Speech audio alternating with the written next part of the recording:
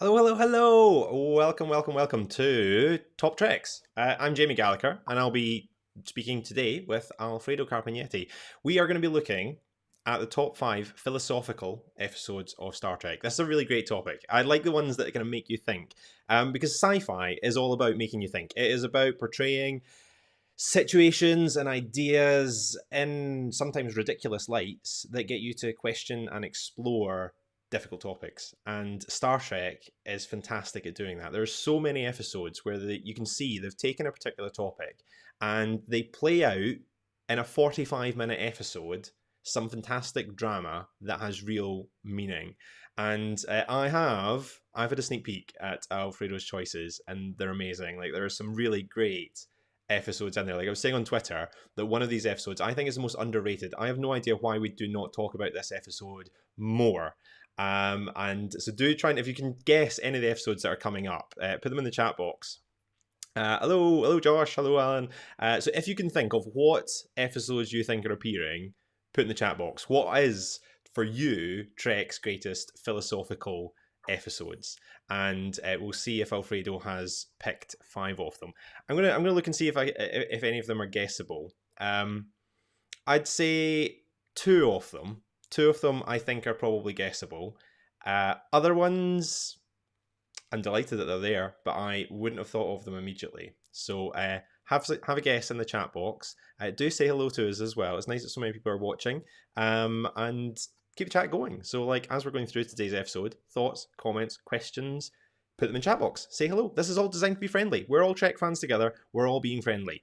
And on that friendly note, let's introduce my guest for this week. My very good friend and fellow Trek convention goer. We both went down to Destination Star Trek this week. Welcome to my little holodeck, to the virtual stage, Alfredo Carpineti. Hello. Hello, Jamie. Thank you for having me. You're very I would welcome. say that it was, I wouldn't say probably the top 5 philosophical episode of Trek. They are my top 5 favorites.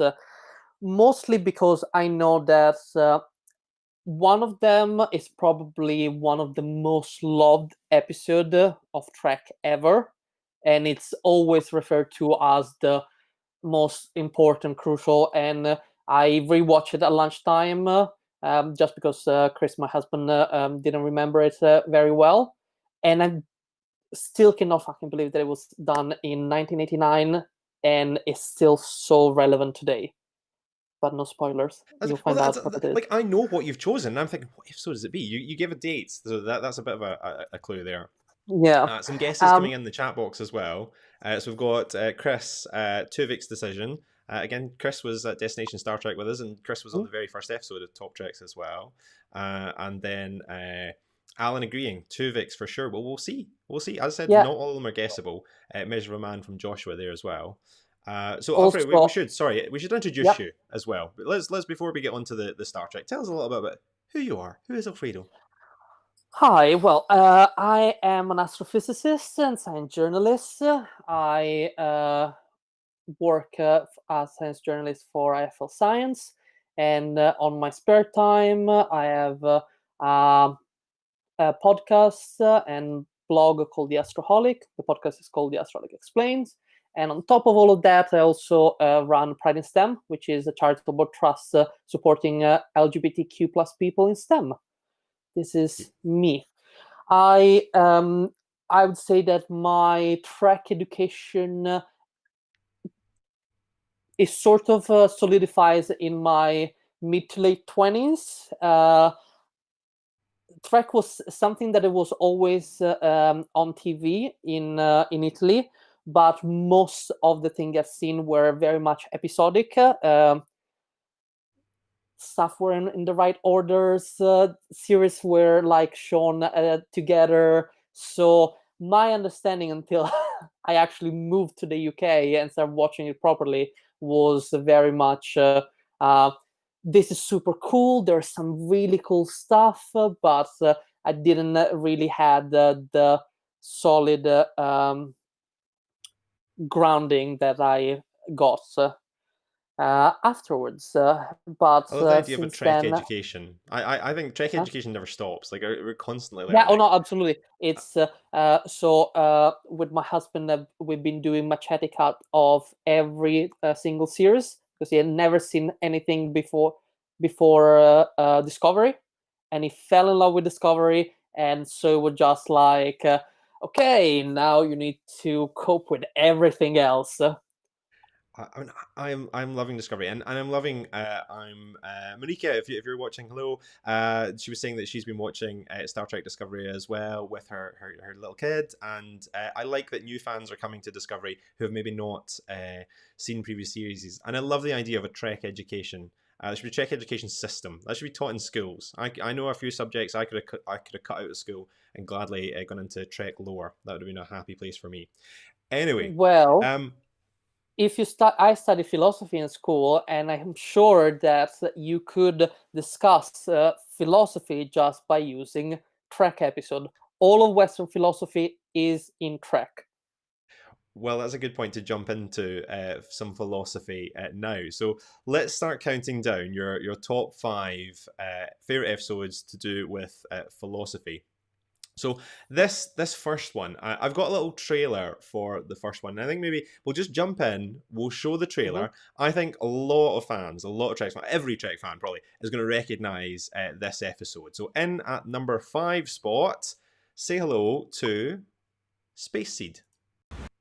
He is their most feared enemy. An improved breed of human. Evil beyond imagination. Your captain will die. I will take this ship. Witness the wrath of Khan. You left at the very time mankind needed courage. We offered the world order. It's the episode that spawned one of Trek's greatest legends. Each of you will die. Ricardo Montalban.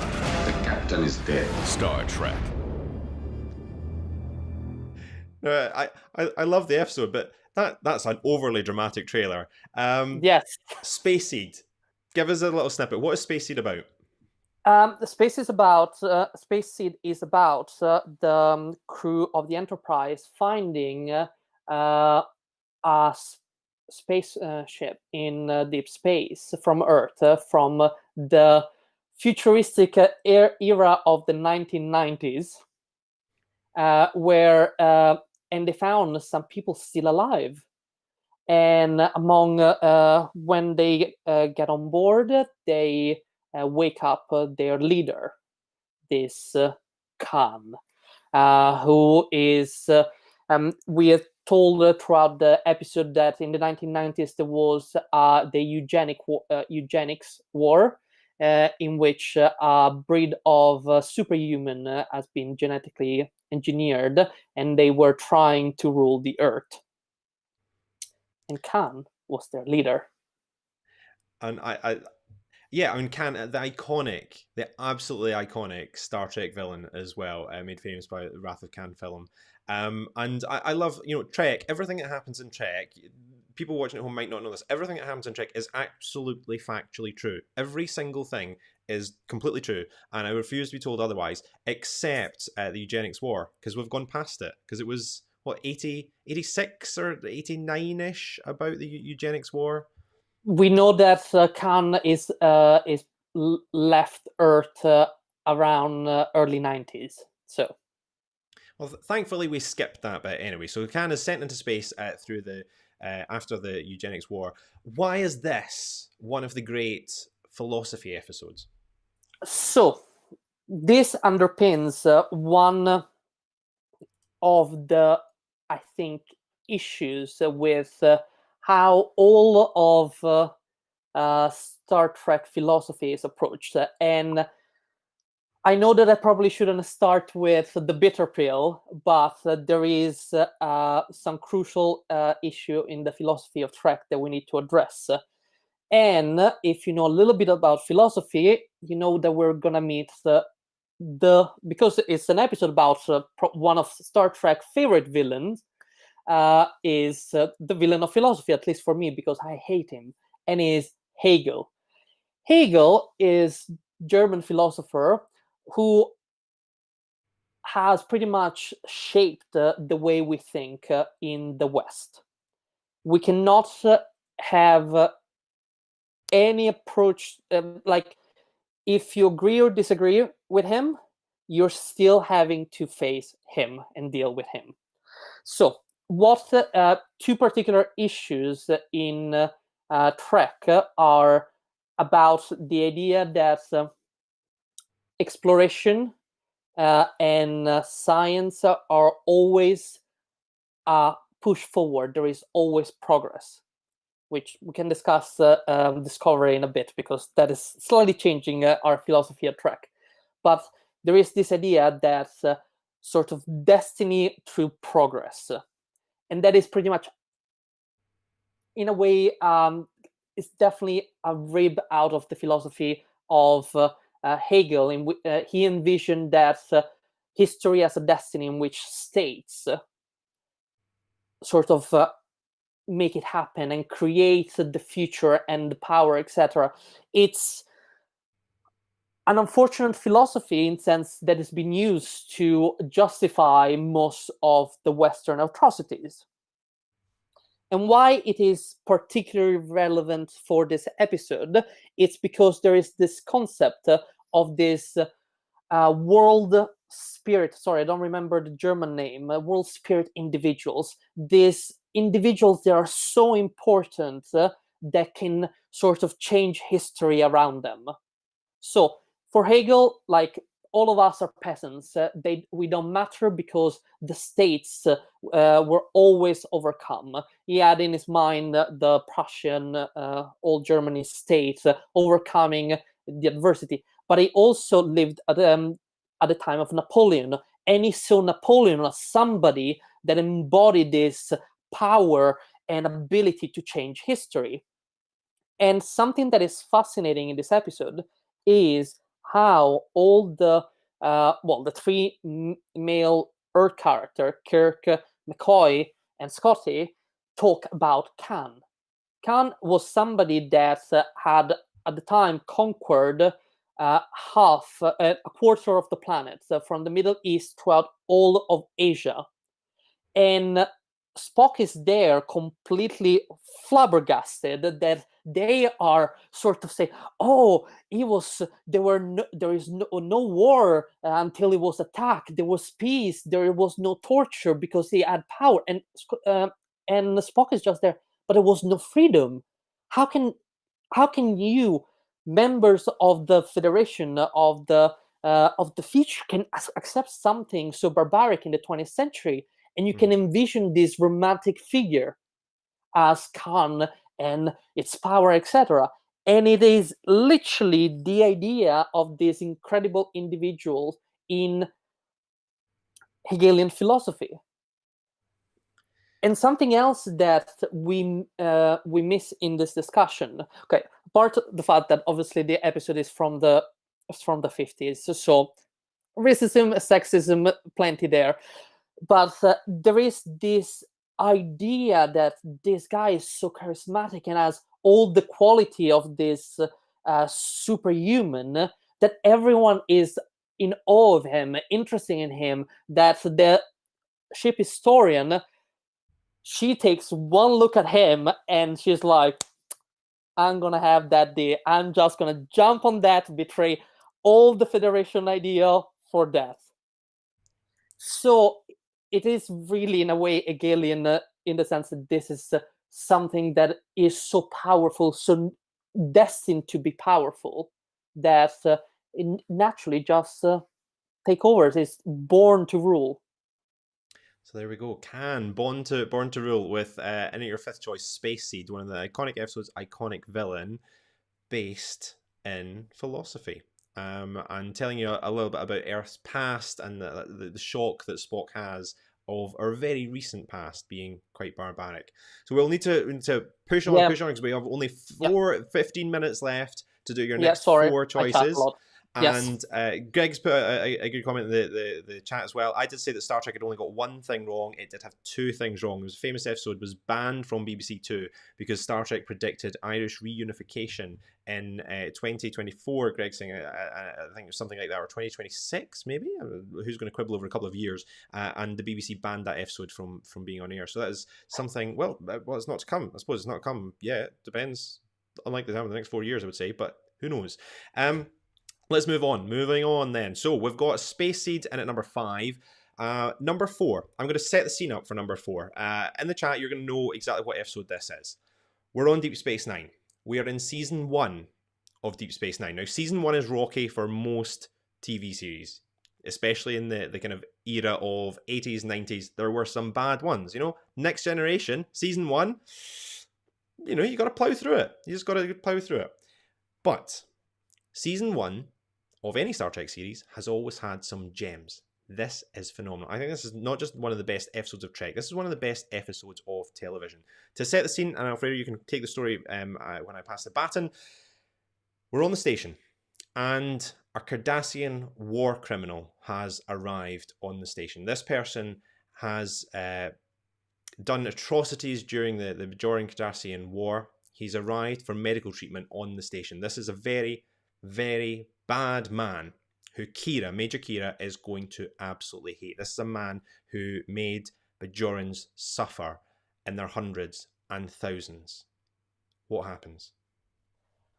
So in this episode, we see Kira struggling between having to follow the proper channels to obtain justice and her obvious hate for a war criminal that has destroyed the lives of so many of our people. And the investigation doesn't go according to plan. And there is this struggle between what Kira wants and what actually is the truth. So if you want to play the clip, we get the reveal. So this is massive spoilers ahead. We've got to the crunch point. The war criminal has arrived on the station. There's been lots of interplay between Major Kira and this person, this figure from history who she hates. But then she discovers something about him. I'm your nemesis. I'm your nightmare. I'm the Butcher of Galatep. The butcher of Galatek died 6 years ago. You're Eamon Maritza, his filing clerk. That's not true. I am alive. I will always be alive. It's Maritza who's dead. Maritza, who was good for nothing but cowering under his bunk and weeping like a woman. Who every night covered his ears because he couldn't bear to hear the screaming for mercy of the Bajorans.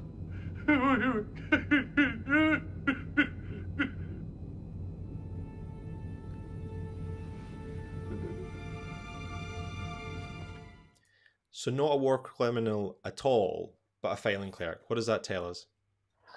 I think it tells us exactly. I think you're absolutely right. It's one of the finest episodes of Trek and probably one of the finest in television, because it's a discussion on how even the people that are complicit in war crimes have to deal with death. And it shows the complexity of justice and how, and I think it's fascinating from the Kira point of view, because what she wants is justice.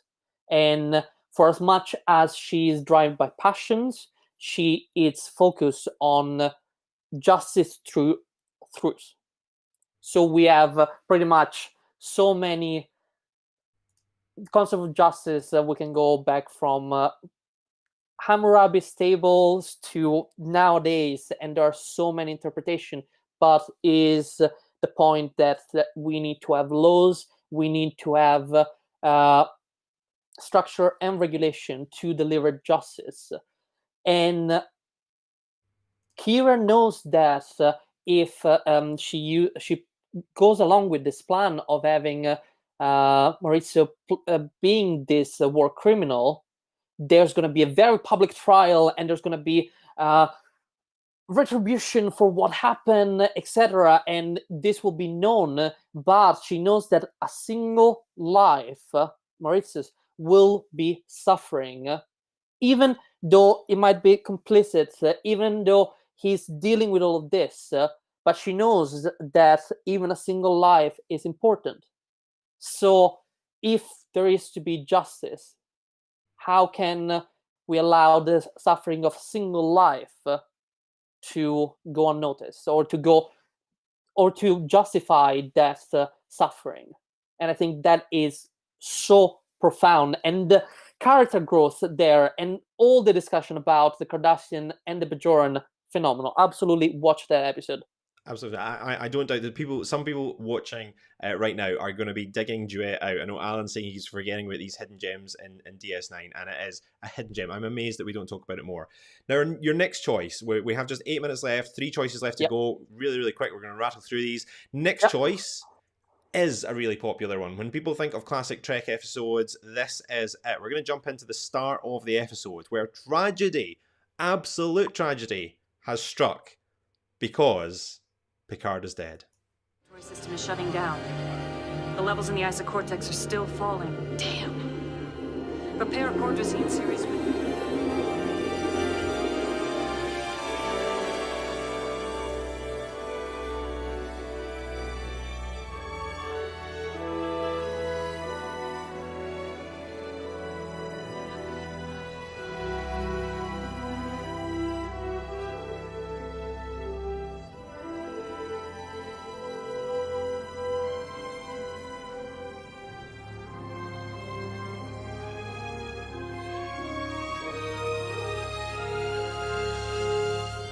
Welcome to the afterlife, Jean-Luc. You're dead.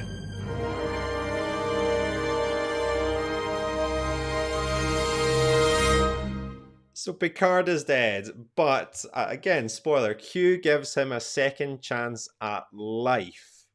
Where does that take us in the realms of philosophy? What is the debate of this episode? So, pretty much the episode is Picard trying to change his past, and this mistake in youth that I think it was first hinted in season 2. It was an episode with Crusher. I can't remember, but it was pretty much it was a hot-headed cadet, and he got stabbed through the chest.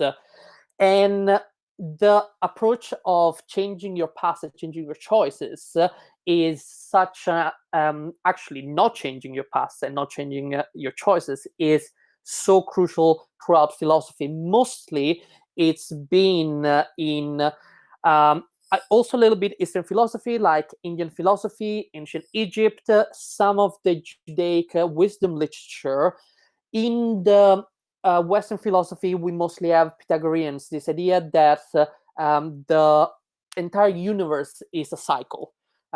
Similar, but I don't know enough, also in the Mayan cosmic idea. But then we got Christianity, and Christianity said, nope, you are born, and then you die, and then you spend eternity having to deal with whatever you've done in life. But the exception in the Western world to this is Friedrich Nietzsche. He repackaged this idea of the eternal recurrence, and he brought it in with this idea that the people that have, let's say, enlightened, the Ubermenschen, the one that accept the truth about the world, need to accept all the choices that one might make. So if you were to relive your life, you need to be content with all the choices you make. And I think, for as much as I don't believe that we are in a cyclical universe that everything repeats, I think it's a good philosophy. It gives you pause whenever you make a choice. You should consider all the consequences, or as many of the consequences as possible, about your choices. And I finish here because we're really running out of time. Sorry. No, don't apologize. It's great stuff. As Josh says in the chat box, he could spend all day talking about this stuff. As we've got 2 more episodes to go. So second from top choice, we are going to. Well, let's recap on it. So tell us about this episode. Tell us about your second choice. Oh, my second choice is an episode that when I rewatched it a couple of weeks ago, I got so much hate for this. People telling me to actually turn off the TV. And I'm just like, I know that people hate Neelix, but it's such a great episode. So the episode, as I think I think Chris mentioned already, yes, Tuvix is my second choice. Because, come on, is the classic trolley problem, because Janeway has to decide if Tuvix or Tuvok Neelix survive. And it's also a Cartesian episode, is I think, therefore I am. Tuvix is alive. Tuvix is certainly alive and is a fully conscious being. And all the choices made in the episode are tough choices, and they're all correct. Janeway's choice is correct. The Doctor choosing not to act is correct. And I think we got a clip. Yeah, so... I'm sorry, Captain, but I cannot perform the surgical separation. I am a physician, and a physician must do no harm. I will not take Mr. Tuvik's life against his will. Very well, Doctor. Please step aside. The trolley problem episode, Tuvix. Kill Tuvix and save 2 people, or not. Absolutely. And I don't think there is an easy answer to that. And for as much as people really hate the episode, I just think it is one of the best. But not the best, because this is what we're coming to next. The top episode, the top debating episode. I'm going to play the trailer, and then we're going to summarize it super quick. Here we go. Yep. Number 1 choice, Measure of a Man. Yes. Captain, Commander Maddox is here to work on your android. Please take care of him.